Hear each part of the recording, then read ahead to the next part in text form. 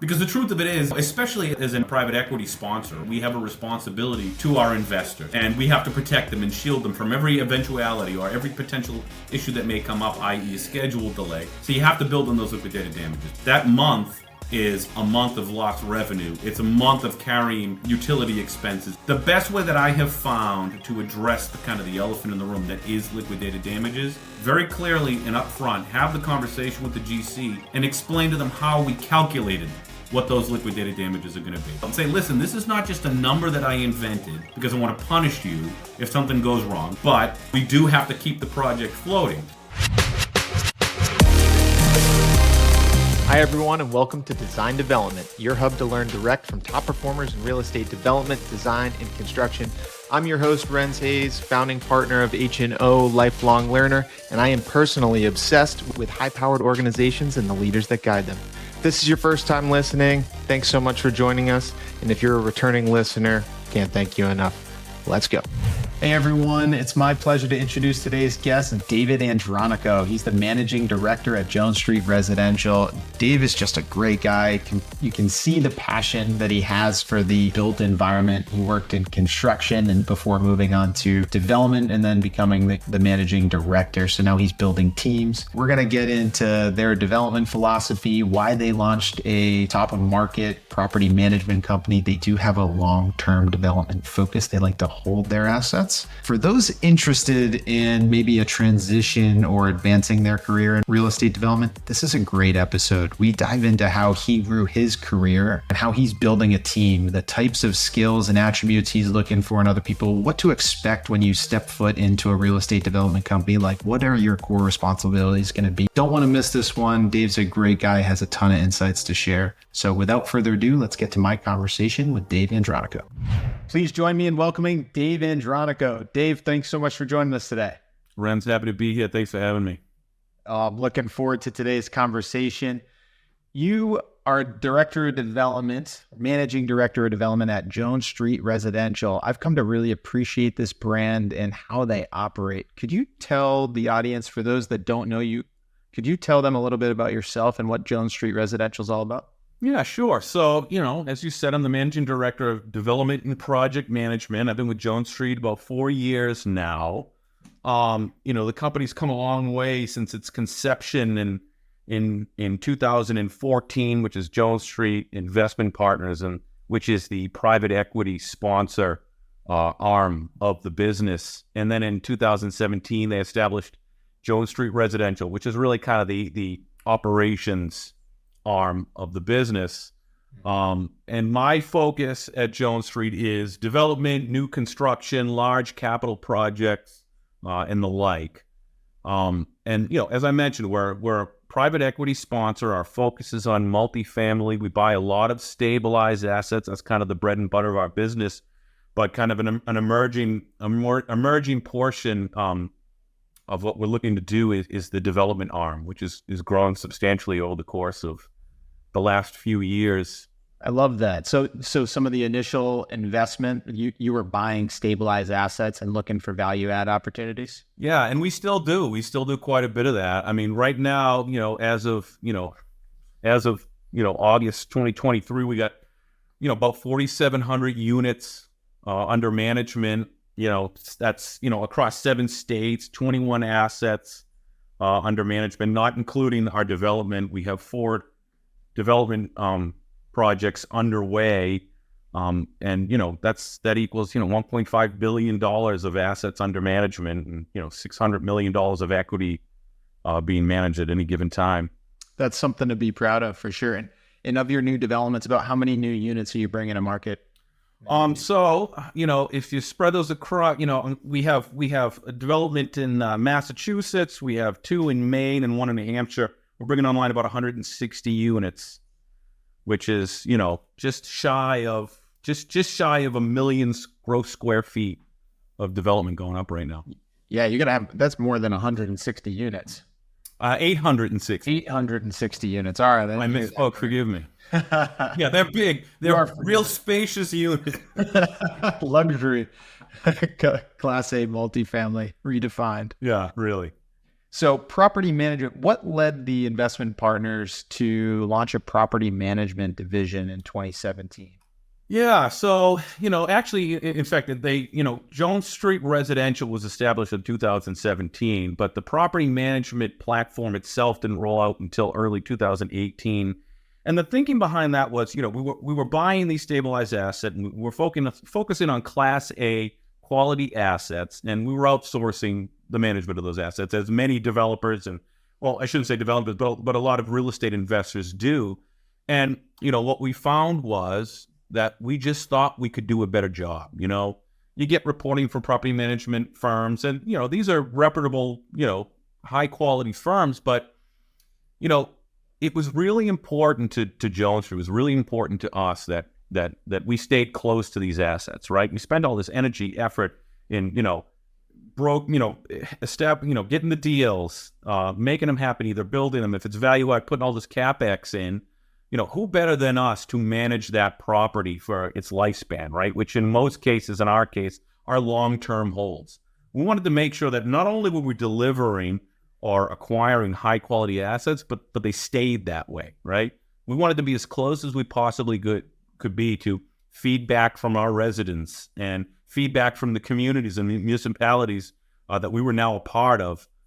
It just became very evident that there was no one would care more than we did in terms of how these properties ran, what the level of satisfaction was, and what the returns we could generate based on efficient operation of these assets. So, the clear choice was, let's do it ourselves. So we built a property management platform, and it's paid huge dividends. Have you been able to pay attention to, let's say, increase in net operating income on buildings as you started to bring them in under your own management? Has that been a lever for you for increasing net operating income, or better insights on new developments and how to improve properties? I mean, it absolutely has. You learn so much when you start managing a property, right? You hand it off to property management, you get your reports, you have your conversations, right? But when you're focused on what's working, what's not working, right? Where are we spending our dollars, right? Are our assumptions on CapEx correct? Are we managing those CapEx projects efficiently and, with the care of an owner and not just a third-party hire? You start to, not only can you apply those lessons learned across your portfolio, but you can apply it to your design, once we kind of stepped into the development arena. You take those lessons learned. You know the equipment that doesn't last as long as it says it does. You know all the challenges that you face in these stabilized assets that were built by who knows. I mean, we know obviously when we bought them, and you can apply it to your new development, which just makes the management of that development that much easier, right? It's drilled down, it's focused, it's intentional. You learn a lot. You learn a lot from getting your hands dirty, really. Yeah, it's a tremendous asset. And I love this sentiment from JSR. We want our residents to be proud to call a JSR community their home. I think that speaks volumes of the intent behind the development team. Yeah, without a doubt. I mean, and we mean it, right? It's the reason we established the property management arm. And it's the reason that one of the reasons we became interested in developing ground up on our own is so we could have control of that. Our name's on these products, right? Mm-hmm. That's important to us. But what's more important is that the residents who live there, that's their home. That's home. They're raising their children there, right? They're living their lives there. We want the Joan Street name to be synonymous with, this is my home, right? We have residents who have lived in our properties for decades in some of the stabilized assets. And we're anticipating to live there for decades in these new developments. It's us. It's a representation of who we are as a company, who we are as individual contributors. It means everything to us, right? This is home. We're building home. That's an important concept in anyone's life.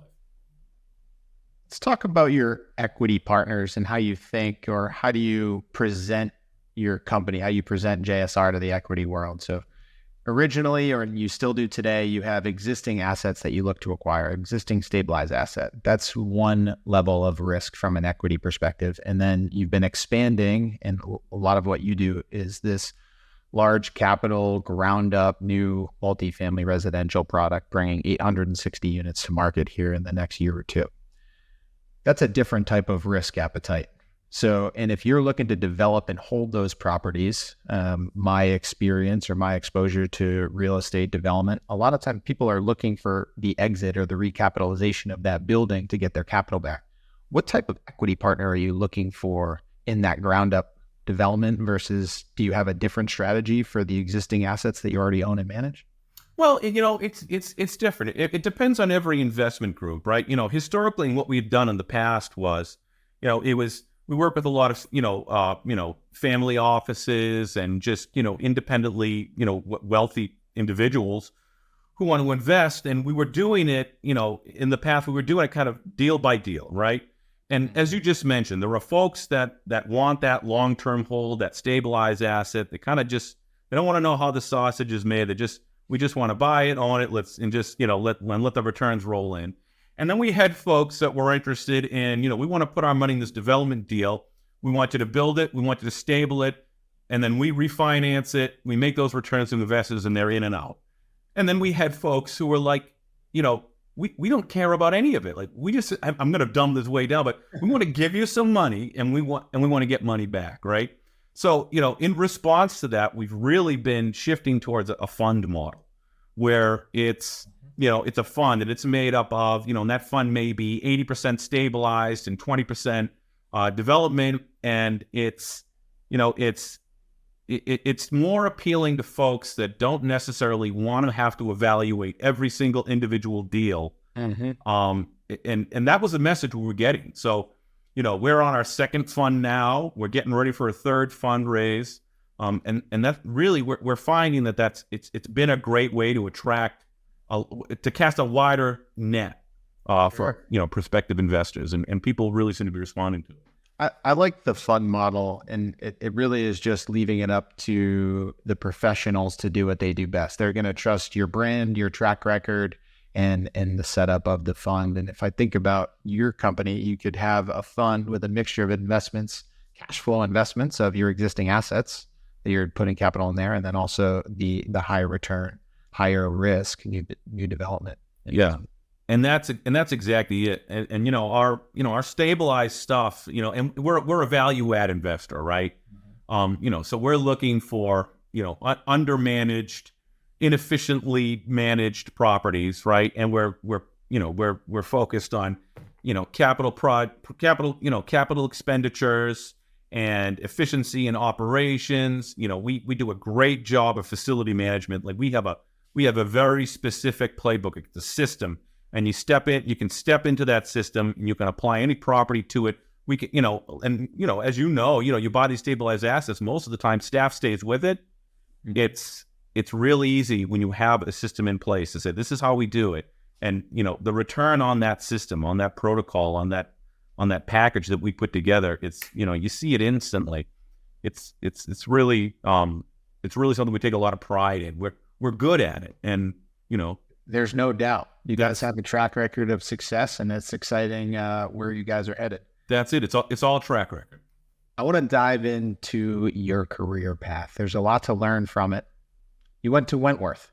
I did. I studied there. Tell us about your time there. I went to Wentworth. Wentworth is fantastic school, and I can't say enough about it. I mean, at the time when I went there, I graduated in 2007. It was a little bit of a smaller school than it is today. It's grown quite a bit, which is great, right? And I entered the construction management program, right? That was a relatively new major that they had to offer. Did you think you were going to be in construction when you went to college? Yeah, you know what? It's like, my whole life I've loved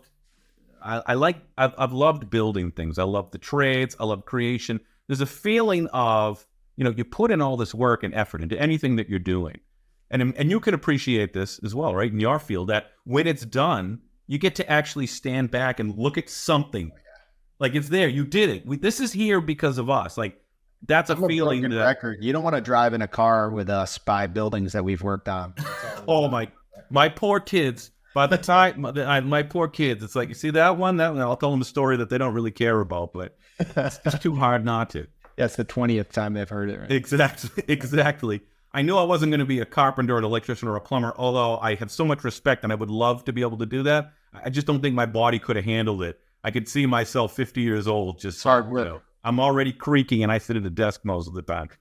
But I knew I wanted to be in building in some regard. So I entered the construction management program, and I found after about a semester is that it was great. It was heavy in construction, but I wasn't getting the management piece. Right? They've since really significantly augmented that program. It's a fantastic program now. So if anyone's interested in it, I highly recommend it. But at the time, it was in its infancy in terms of a program. Mm-hmm. So I made a shift, and I shifted my major to management of technologies, which seems like, okay, how could that possibly relate? But it was in essence a management degree, and I did something kind of funny and not something that's typically offered at Wentworth, but I made a hybrid degree, whereas what I did was I had my core management courses, and then you get all these electives, you know how it is in college, right? But rather than taking, screen printing, I decided to plug in all my electives with core classes from the construction management program and created this kind of hybrid degree. Now, the degree says management of technology. Creative. But I mean, I knew where I wanted to head. I knew what I had to do to get there. I mean, so I did it. I basically, That's a curious to you for recognizing the degree that you were there to study and to attain wasn't going to give you the education you thought was important to your career, and you found a way, and kudos to Wentworth too for letting you navigate it this way and like making sure you got the education you were paying for. Yeah, I mean, and that's what it is, right? You got to remember, in anything that you do, you have to maintain that vision of where am I trying to get? What do I want to make happen? And how do I make that happen? And it's not, and I learned this more as my career progressed, and especially in this business, is that it's never a straight line. It's never a straight line. And you're going to have to take lefts and rights, and sometimes you're going to go backwards a little bit, but you'll get there, but you just have to keep that vision. Where am I trying to get? What do I want to try to make happen? That's, something I've carried through my entire career. It's a great attribute and a good lesson. It's a really good takeaway for the conversation today is you got to ask and you got to go get it. Like if there's something you want, you got to ask for it and you got to go get it. That's it. Well done. So Wentworth, we graduate, we enter the world in construction. What was your first job out of college? Yeah, I entered the world of construction, and I, right out of school, went to work for Bond Brothers, which is a pretty sizable GC. Yeah, they do a lot of institutional work, a lot of hospital work. They have an entire utilities division. I didn't work for the utilities division. Fantastic company. I did in my first project right out of the gate was the AstraZeneca Hope Lodge, which was in Jamaica Plain. It was a cancer recovery center, right? Which is like, how do you not feel good about building that? Yeah. Right? Which was exactly the feeling I was looking for. Yeah. So it was a great experience. And then I did a big life science center up at Dartmouth College. I moved out to New Hampshire for 3 years. And I was happy to do so. I mean, this was 2008, right? Yeah. We all remember what happened in 2008. I'm a young buck. I just started my career, and I was like, I really hope this thing doesn't end before it starts.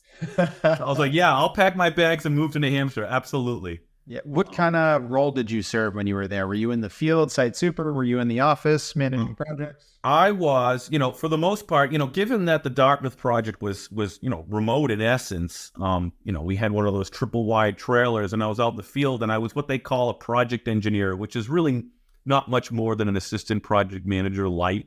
Okay. So, I was grinding out submittals and RFIs and running the lead program at the time, which was still pretty new back in those days. But I was on the field. I was walking buildings. I was walking the site. I mean, I was out there in it every day.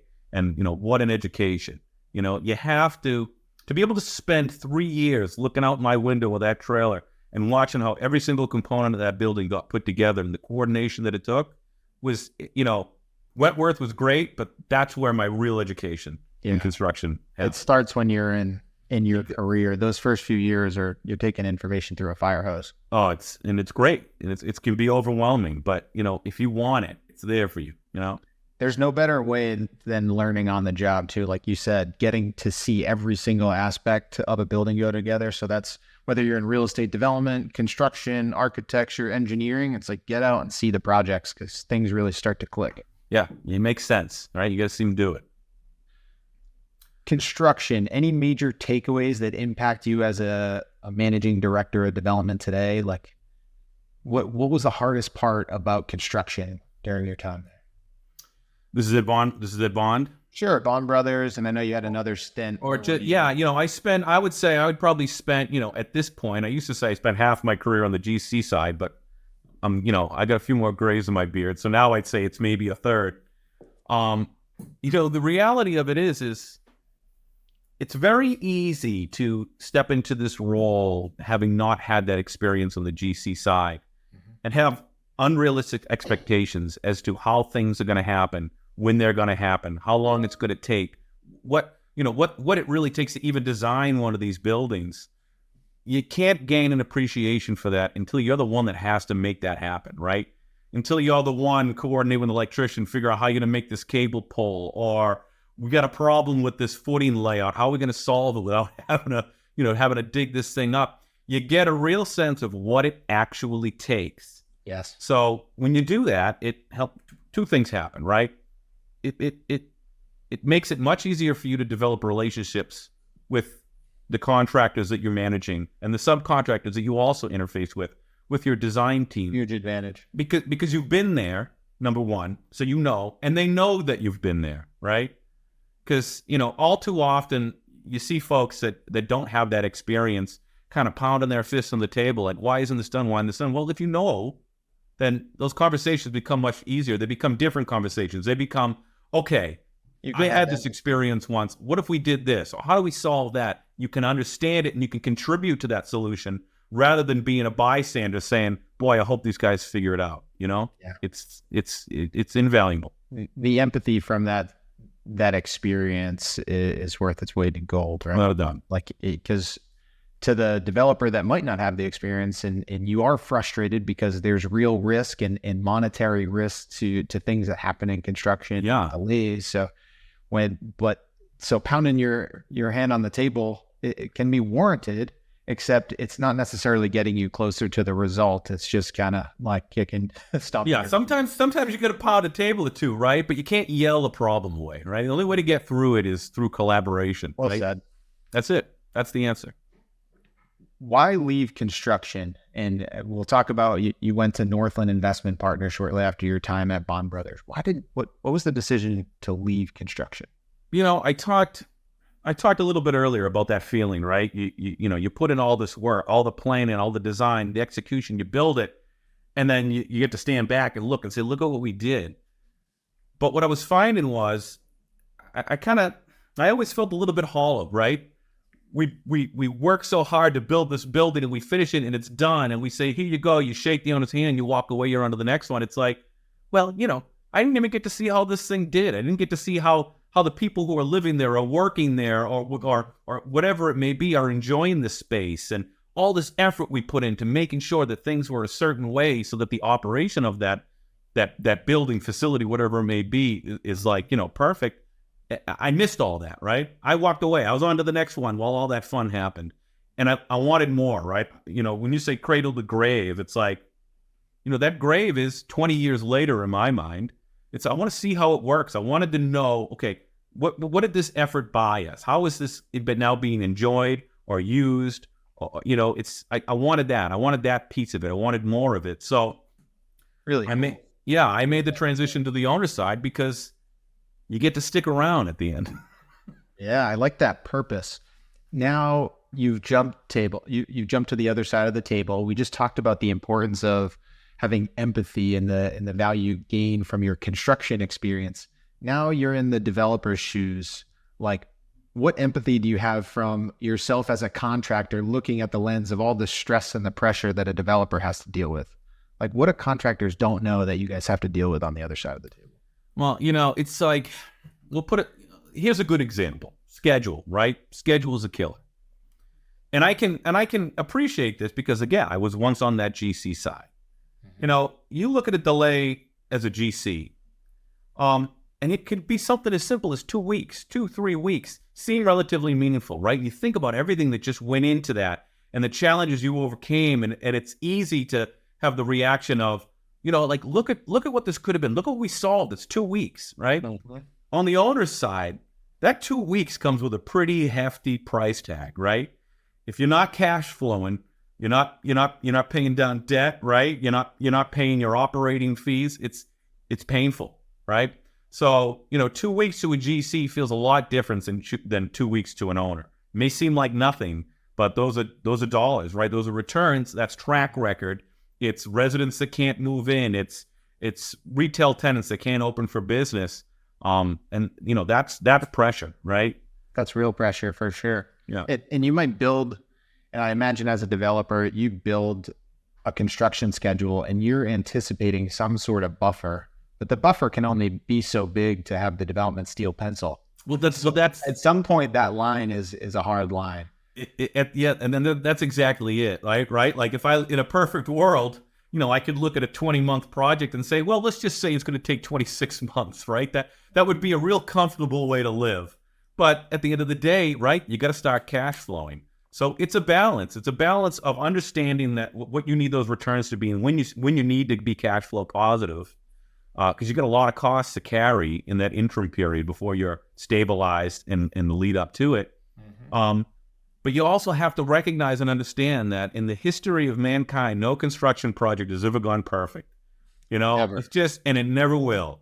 So you have to account for that, and you're taking a guess. It's just like establishing your contingency, right? You're saying to yourself, how wrong is this going to go? Which is a funny question to ask yourself because you want to believe that you're going to crush it and you're going to nail it. That way. You have to say, okay, yeah, how wrong is this going to go? And you try to build yourself pad. And of course, it never goes wrong in the way that you thought it was going to go wrong. And it never goes wrong in the when you thought it was going to go wrong.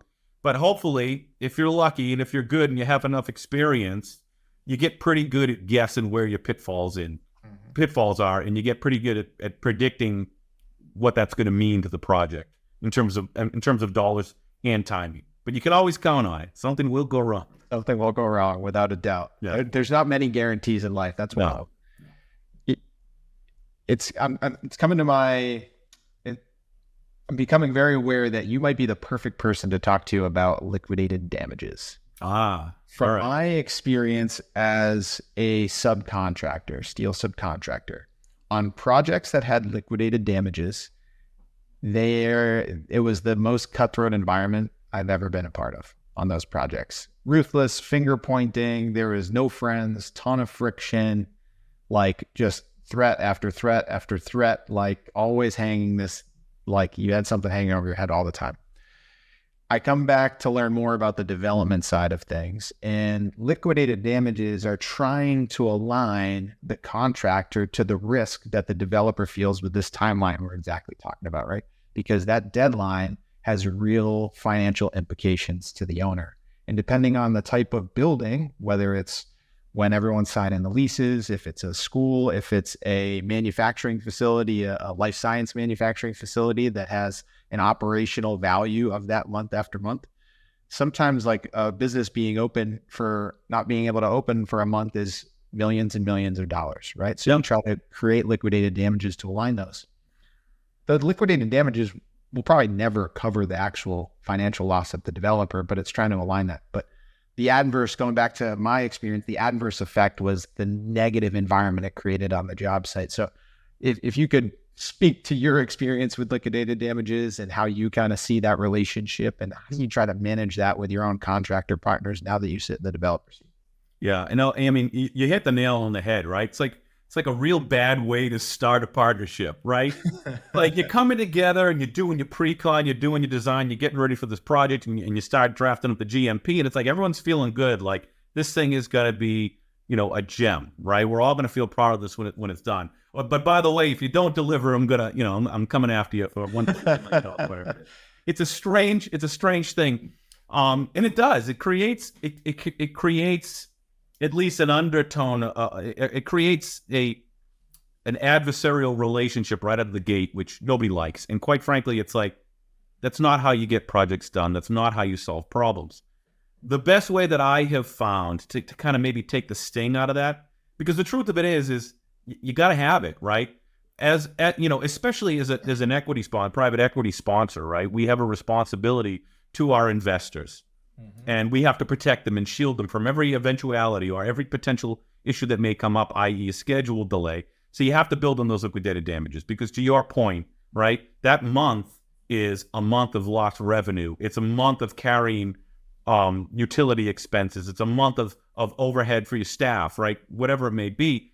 The best way that I have found to address the kind of the elephant in the room that is liquidated damages is to very clearly and upfront have the conversation with the GC and explain to them how we calculated what those liquidated damages are going to be.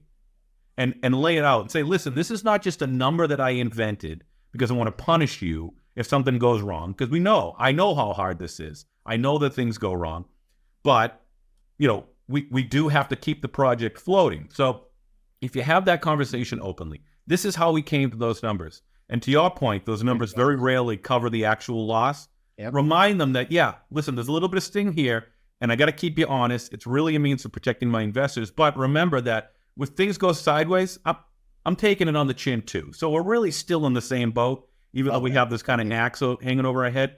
It just needs to be an open conversation from the get. And I find that is the best way to maintain those aligned interests without it feeling as much of a, gun to your head. Transparency wins. That's it. This is a perfect example because the contractor that's signing a contract for liquidated damages feels like that's a punishment. But it's not intended to be a punishment. No. It's aligning the financial risk of the partnership. That is exactly it. When you're transparent about that, you show like, we're taking it on the chin too. And honestly, it costs us more than it costs you for every day, every week, every month that we're lit. And, I find that, the contractors that we have, better relationships with, it's inherently a collaborative relationship. It feels like a team. Even before we've signed a contract, we've engaged with them in pre-con, or they're sending us ROM pricing, or whatever it may be. That sense of team already exists. If you can establish that early enough on, then when it comes time to have that conversation about liquidated damages, they get it, right? They get it. They understand that I'm taking on huge risk. And, the expectation is that as my partner, you're going to take on some of that risk with me because we are a team. Because otherwise, it's not a partnership. If it's all on the developer, if it's all on me, what kind of a partnership is that? I'm just hiring guns for hire. And that's not what we're interested in doing. We're interested in relationships. We're interested in building teams that we can pull together and repeat and repeat and repeat. And if you find the right players, it's a much easier conversation. Hey everyone, quick break from the episode. If you're enjoying today's episode, please send this to a friend, like, share, comment, subscribe. It's the only way we're going to help more people. Let's get back to the show. This is such a valuable partnership. And for anyone listening that's in construction or development, this is a great conversation to share with people that have experienced liquidated damages, that have had a partnership go wrong. This is what it's all about. Yeah. Back to your career, Northland Investment Partners, your construction experience, life sciences, healthcare. What type of projects and developments were you working on at Northland, and what was your role there? So at Northland was a little bit interesting, right? I took a little bit of a step away from kind of building big fancy buildings that, people take pictures of and write articles about. And it was my first exposure to the multifamily world, right? And my focus there were major CapEx projects, right? So they weren't new development. They weren't, they weren't those big shiny buildings, but they were substantial projects, $1, $2 million projects where we may be ripping the facade off of 28 buildings and putting it back on, or roof jobs, or, total gut renovations. And it was a fantastic education because to that point, right, my world was general contracting, institutional work, healthcare, colleges, things like that. But when I got into Northland, right, it was a real education on what does it take to own and operate a property, right? Mm-hmm. And have to do work like that while people are living there, or in some cases, right? Set of hurdles. Yeah, in some cases, it would be, something, a stabilized asset that had just been bought. It was a value add, right? That was kind of a big eye-opening moment for me that really kind of told me, like, there's so much more to this, right? There's so much more to take into account when you're designing, building, executing these projects. It's not just about the drawings. It's not just about the plans, right? This is a real place with real people living there. It's like, that was it. That was the moment that I said, okay, this story of building is much longer than, you get your C of O, shake hands and walk away. It's a long story. Sure. It's placemaking, And what were some key takeaways of your time here? Like any aha? Did you learn the financial side of real estate development while you were at Northland? That came a little bit later in my career. Again, of course, I certainly had an introduction, right? So I was responsible at that time for developing the capital expenditure budget for any given property. And my territory was the entire East Coast. So I was in, Massachusetts, Connecticut, Rhode Island, but I was also doing, Tennessee and North Carolina. On the travel. So it was a lot of travel. And, beginning of every year, I was doing a lot of hopping on planes and driving around in golf carts, looking at properties and saying, all right, that needs to be addressed. This is not working. What do we need to do? And unfortunately, fortunately, I was able to use a lot of the skills that I developed in the GC world, where I was doing my own takeoffs and doing cost estimates and getting pretty darn close, which you can't do unless you had that prior experience, right? That's a skill. Really valuable skill. It's a skill set that you can only develop if you're working in that field. And I was able to apply those skills to the evaluation of the conditions of properties, whether or not we were buying them or it was that was my next question. That's like your own assets that Northland owned for like potential value add opportunities and potential new buildings. That's exactly right. And I was able to apply those skills to that, develop those budgets, right? And develop the timing of the expenditure of those budgets or the utilization of those budgets. And, that again was a real introduction towards, okay, well, now we own it or we're going to own it. And I started really working closely with property management firms, whether it be outsourced or internal, and accounting departments. And it's like, it kind of started to really complete the picture for me. Yeah, that's such valuable experience. And I can start to piece together like your career journey, learn construction, the financials behind construction, and then you start to apply that to potential buildings that you're going to acquire. Yeah. Right? And now you start to learn the divestment side of it because you're giving them the info to build out the pro forma that then gives you that perspective. And there's the next level of this real estate development game that you get exposure to. That's exactly right. And I don't want to say it was unintentional. But again, it was all about, I knew where I wanted to get. And like every step I took, I said, okay, there's more to this story. And every time I learned kind of the next piece, everything else just made more sense. It's almost like things I already knew, lessons I had already learned, suddenly made more sense. Okay, well, here's why that's a bad idea, or why it's a good idea. Because 6 years from now, when the GCs walk off the site and they're building the next one, we're going to have to deal with this, or we're going to wish we had done that differently. Yeah. So it's like I had finally made it to both ends of the spectrum, right? I was the user. I had been the executor. I had been the user. It was all starting kind of to come together. You put that circle together, and it just, clarity. Yeah, clarity. That's a great word to describe it. And you become great. You see, it's like, what is it? You called it cradle to grave earlier. You're really seeing the full process of a real estate development now. Yeah. And you build all this skill and awareness and work your way to become managing director. You're at Joan Street Residential. And now you have to build a whole new set of skills, leadership skills. You got to build a team. You got to manage. You got to create processes, right? Yeah. That learning never stops. It's a big part of what we talk about on design development here. Talk to us about your role as managing director at Joan Street. Sure. So, my team, right, and I'll also talk about kind of how we collaborate with other departments within the organization.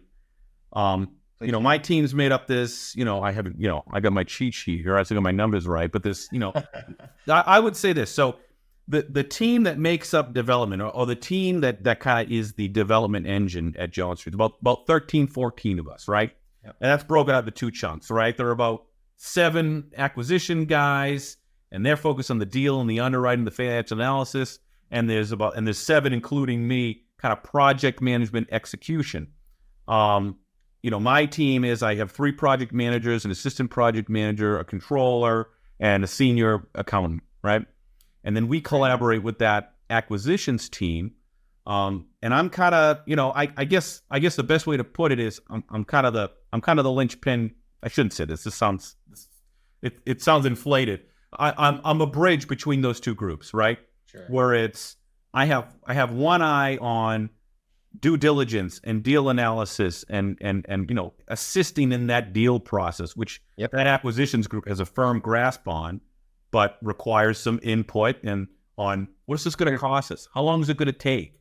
What are some of the permitting issues we might that we might encounter? What are the utilities on the site? And how do we get them there if they're not there? That all impacts the financials. It all impacts the underwriting, right? And again, it's a little bit of guessing. It's you take historical knowledge and you take your own experiences and you apply them to a project as best you can. Not that any deal is ever the same, right? But there are elements that you can apply and you can plug. And then there's the execution side, which is the project managers those are the folks that are managing the architect and the GC and, the furniture consultant and the utility providers and all that fun stuff that goes into developing a project.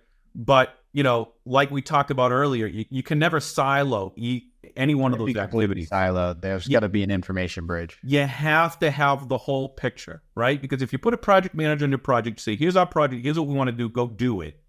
If they don't have that full story of here's how we underwrote it, here's why we underwrote it that way, here are our operating assumptions, here's how we're going to use it, right? Here's how many offices we need. All those pieces that go into it, you're going to end up with a product that is not as usable as you intended, right? So I try to be the bridge between those departments, between operations and acquisitions, and then, my specific group, which is the execution. And, it's my responsibility with the help of others, right? Our managing director of acquisitions, Eric Leclerc, him and I really have to be in lockstep, right? It's our job to make sure that every department that touches this deal understands what the others are doing and why they're doing it and what the goal is and the objective is. It's not just to build a building, it's to make an asset that's valuable. When do you pass off a new prospective development? Is it once the land's locked up? Is it after permitting? Who's hiring and selecting the design team? Like, when's the transition of a project leave the acquisition team to your development team? Yeah, I'd say, well, it depends, right? There's really always kind of two scenarios. Scenario A, which is nice and easy, right? Whereas if you're buying a fully entitled project, that means you got a piece of dirt somewhere that somebody owns, and they put together plans, and they went in front of the planning board, the zoning board, or whoever whoever the authority having jurisdiction is that they need to get approval through that process is, and it's done. They're permitted, approved, ready to go. You can go build this thing. Naturally, you need to pull building permits and the like. Yep. In that scenario, acquisitions is focused on the deal. They get the land, they get the deal. They're focused on the debt, although we have, obviously we're contributors in that as well, in the loan, the loan agreements and the like. And then at that point, we're rolling into design, right? Fine-tuning design, because typically a pre-entitled deal it's a box. The building's going to be about this big. This is what the siding's going to be, and this is how many units. But there's still a lot of work to be done. At that point, it really transitions to my group with continued input from those same groups I talked about. The acquisitions team never really lets go, right? They're always involved because, they know what they underwrote. They know how many units. If we're making a design decision that wipes out 3 units, they're going to say, don't do that. They keep an eye on it because they want to know that it's working. That's exactly right. And then operations obviously has a lot of input in that design. Here's how we want to use it. But that is the point, right? So I would say, the land is closed and the project's entitled. Now it's really my group. Now we got to manage GCs, manage design team, and go build it. And so the acquisitions team will take a project. Let's say you bought a piece of land, it's not entitled. They'll go through the entitlement process. That's the other scenario, right? Where it's not entitled, and the acquisitions team will typically foster that process again with continued input and support from my team as well as other teams, operations, accounting, and the like, financing, and the like. But they will steamhead that effort. It's usually them that have to stand on that podium. Although I've done it plenty of times, I've been in front of one or two hostile. Which team's busier? Townsfolk. Honest to God, a lot of the time that is how that decision is made. But the reason that we're able to do that is because we are so collaborative internally, right? Really important. And it really opens up a lot of opportunities for you. If you got one guy that knows how to do it, you're really limiting yourself, right? But by staying in lockstep, we can do that. We can say, well, who's got this one? Because I'm up to my neck. When I hear that, it's just like a financial investment, a real estate investment. When you're looking at a company, having one person be the only person that can do this critical step in a process, that's a huge risk. It's high risk. Values the organization. So if you can de-risk a scenario by training everybody to be able to execute that critical step, yeah, organizational value goes up. That's it. I mean, and that's my mission, right? That's one of my own personal goals in my career. I mean, obviously here at Joan Street is, the day that I feel as though I've done it, right? I've become the professional that I aim to be, is when I know every single thing about every aspect of the business and what every department does, and I can do everybody's job. That's never going to happen. But I sure as hell try, right? Yep. You just got to get enough of everything so that you can support your teammates, right? You can offer meaningful advice, and you can understand what information they need, why they need it. It makes it easier to collaborate. Makes you highly valuable too. You can fill a gap wherever that gap presents itself. And we're very lucky. We got a lot of those at Joan Street. Now, I'm not here to brag about Joan Street. I am, because I'm very proud of what we are, what we've become, and what we're becoming. Phenomenal company. But that's the MO, right? I sit in an office with a group of my friends trying to make things happen, and that's a great feeling. There's no better environment to be in. I love working with people I enjoy with friends, right? Like that's it. That makes, no matter how big the challenge is, that makes it a lot more enjoyable. It really is. Let's talk about building a team, and particularly at a development company. So for, let's say, the young professional or the experienced design professional, construction professional, considering development, what are like the skills you're looking for, the non-negotiable skills that you're looking for, maybe attributes of somebody that you would hire that doesn't have direct development experience? Sure. So, I kind of alluded to this earlier, and it's not a prerequisite, but it's really going to help you it's really going to help you get your foot in the door. I tend to look for folks that either have GC experience, right? Because for all the reasons that I talked about earlier, right? You have to at least have seen a building or two go up. I want you to have been able to watch that process, because that experience will lend itself to all the things we already talked about. And I like hiring designers. I like hiring engineers or architects. We're pretty cool. Those are right. Those are the folks that I find can most easily make that leap from, all right, I'm just building things, to I'm building things, and here's why I'm building them, and here's what the benefit of that is, and it's like it's a really useful skill, and something I look for, but it's not necessarily a prerequisite, right? One of the most important attributes that I look for, right? Probably the most important attribute is you have to have an entrepreneurial spirit. You have to be someone that is willing to step into a situation where there is no playbook, there is no blueprint, no pun intended, right? And you're just going to have to figure it out.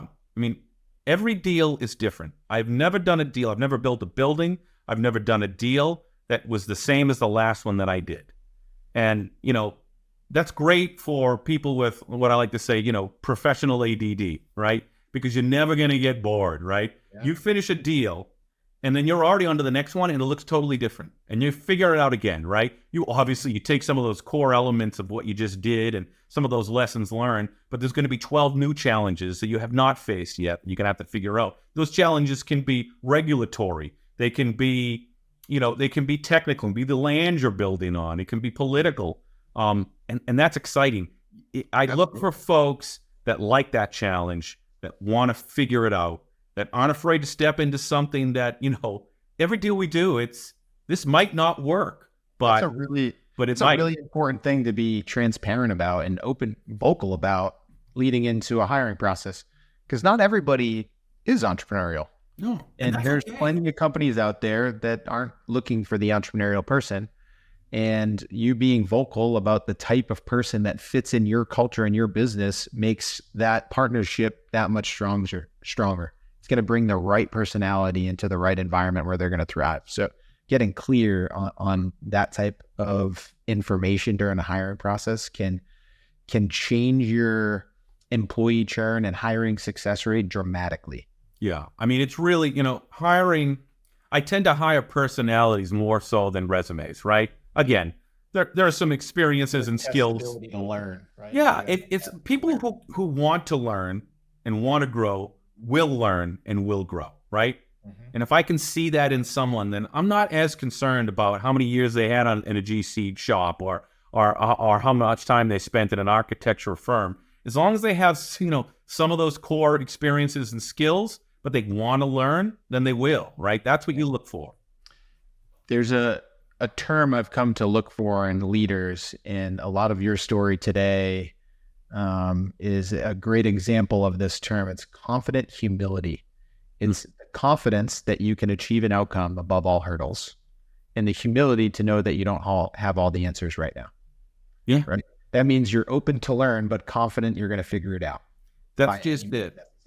I heard a great story. This is actually early in my career, and you just reminded me of it now. And I was talking to, he was a plumbing foreman, right?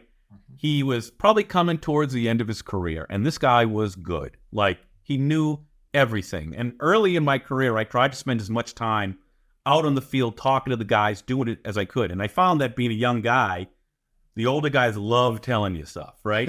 And I tell my young guys now, I say, take advantage of that baby face, right? Because when you go ask this old grizzled-looking electrician a question, he's going to be thrilled to just pile on stories and lessons and, take advantage of that. People like teaching. They do. I find that they do. And I was talking to this guy once, and he said something to me that I never forgot. He told me a story about, the specifics of it are foggy, but it was early in his career. He was doing residential plumbing calls, right? And they were trying to get, some kind of gas pipe union off, and it was at a funky spot, and he couldn't do it. He tried for 2 hours, couldn't get it off. Finally went to his boss and said, I can't get it. We can't get this thing off. So his boss his boss at the time was the old grizzled, plumbing foreman, went over and got the thing off. And he turned to him and he said, you know why I was able to get that off? Because I had to. Right? And I just found that so powerful. If you put yourself in a situation, if you want to achieve something and you take that leap and you say, I'm in it now, and you find yourself in a position where you have to succeed, you will. You just tell yourself, I have to, and you will. Because I had to. That's why. Because I had to. I never forgot it. That's such a good piece of advice for emerging professionals or anyone in their career, emerging leaders. We communicate that same way to our team in training is you need to try to solve a problem as if none of us existed. Yes. If above all hurdles, you didn't have us as a resource, how would you try to solve this problem? How would you solve the problem? And chances are, you're going to be resourceful. There's something in our subconscious that turns off our critical thinking brain when we're I could just go ask Dave. Dave's done this. Yeah. Safety nets are a real good inhibitor of growth and progress. So, just imagine the net's not there and say, I got to just figure this out. Doesn't mean you have to. But if you approach it that way, that makes for a powerful... Learning compounds. You learn at an accelerated rate. But I love that takeaway. Do you know why I got that union off? Because I had to. Because I had to. What a takeaway. Yeah, I never forgot that. Let's talk about that emerging professional, that new hire, their first time into a development company. How do they get their feet wet? What kind of role would they play when they first step into their career? Well, I can tell you, I'll tell you kind of two ends of the spectrum. I could talk more about, my kind of specifics of my group and my focus, which is the execution side. But, you have two paths. If you have a background in finance or accounting or whatever it may be, your first point of entry is, financial analyst, right? And you're looking at market studies and, you're tooling up underwriting and it's a lot of data input, but, there's a lot to be learned in the numbers, right? There's a lot to be learned in the numbers. And it just takes time. It takes you living. It takes seeing the same thing over and over and over. That's one the experience and the numbers in parallel. If you just stare at one, you never connect the dots. But when you have both, that's when the numbers start to mean something. Right? That's exactly right. And then the other path is, a path similar to what I took, whereas, let's say you spend some time in a GC shop, and you get that practical experience and that and that that really kind of, I hate to use this term because it's so overused, but boots on the ground experience. And then you probably come in as an APM, an assistant project manager, which is a role that we have at Joan Street. We have one assistant project manager right now, and I'll tell you, it's the best position that you can possibly be in if you want to get in development, and it's my experience, right? Yep. Because you're out there probably on the site more than the PMs or the senior PMs, right? Because you're out there doing punch list, or you're taking site progress photos, or all that kind of it's not grunt work, right? Because if you've made it here, right, you're beyond grunt work now, For sure. but you're getting in the inner workings. But then you're also sitting in on budgeting meetings and operational coordination meetings, and like it is such a great way to get exposure to every piece of it. That quite frankly, looking back, I don't have any regrets on the path that my career took. But if I could go back in time and become an APM of the development group, I mean, I'd jump at that opportunity in a minute. It's being a PM, being an APM on the execution side is my opinion the best way to get to touch every element of everything we just talked about. And like you said, some of your role might be data entry, paperwork management, but you're getting access to every angle of the development, which means for the accountable, responsible, go-getter type personality, you're in an environment where you can start to take on responsibility. It's there for the taking. You might be dependent on others to do your job at first, but if you're exposed to those things, start trying to tackle them. Don't wait for somebody to ask for you to do it or give you permission to. Do it and see if you can do it right. That's exactly right. And that's like, and there's a moment that I look for, and a moment that it's really exciting to see when, you bring someone new into the business as an assistant project manager, and you watch them. You can see them learning, observing, watching, asking questions. And then there's a moment, it's like you see a light in their eye where all of a sudden it's the first time they speak up in that meeting and say, actually, I was just talking to that guy, whatever what it is, at the sewer department on this other project. What if we did this? It's like a big risk. It's a big leap you see them taking. Like, I'm going to speak up. I'm going to try to solve a problem. Yeah. That's when like, all right, they got it. The light just went off. And you can see them go from dependent to starting to making that transition to independent. And that's an exciting moment. And that's what you want, right? That's what you're trying to create. Get hungry for that. And it's a great moment to watch. What's next for Joan Street? What can we expect from you guys over the next 5 years or so? Well, I would say, we have 4 development projects underway right now. We're never going to take our foot off stabilized assets, right? It's tried and true. We're good at it. We got 4 development projects underway. I would suspect in the next 5 years, our goal and our intention is to have 6, 7, 8 going at any given time, right? In varying stages of development, whether it's due diligence or it's execution, but that is our goal. I mean, there is such a high demand for housing right now and such a low supply. Yes. And we've had this weird moment in time where, you've had the banking crisis and interest rates are high and construction costs have been up, and you're going to have distressed deals that are starting to fall apart, and we're going to be able to take advantage of those deals. You're seeing opportunity. This is the time to gear up, and that is exactly what we're doing. We're pushing hard on development, and we want to be the ones that create home, right? Because so many people need it right now, and it's not there. We want to be the ones that do it.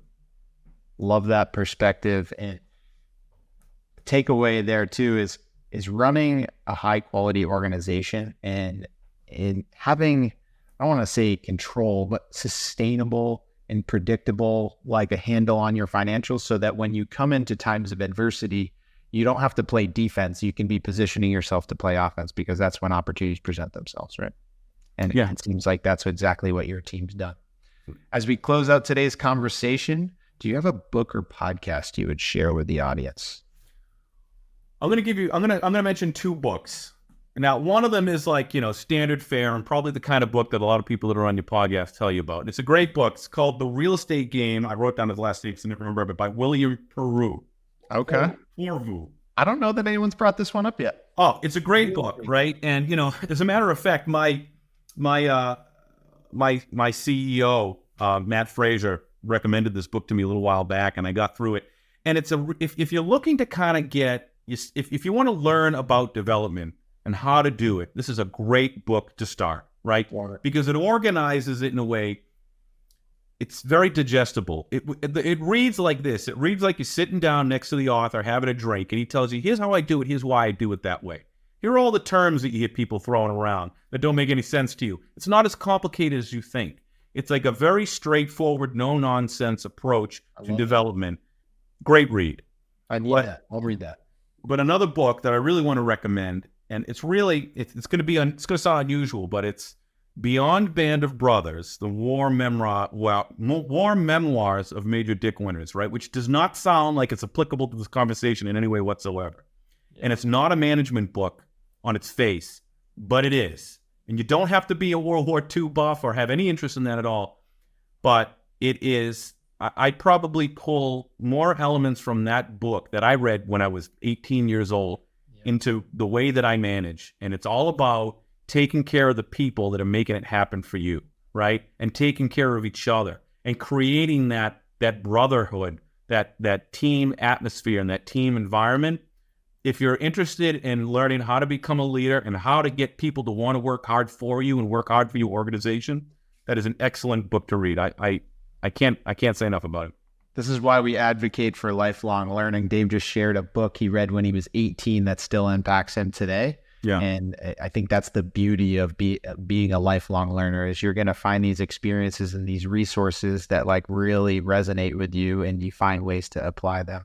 And I agree with you. The military is a great place to look for principles of discipline, routine, management, and leadership, right? I too have a lot of takeaways from the military. So Dave, thanks so much for joining us today on Design Development. I've really enjoyed getting to know more about your career journey and sharing those lessons with everyone here on Design Development. And I wish nothing but the best for you and everyone at Joan Street Residential.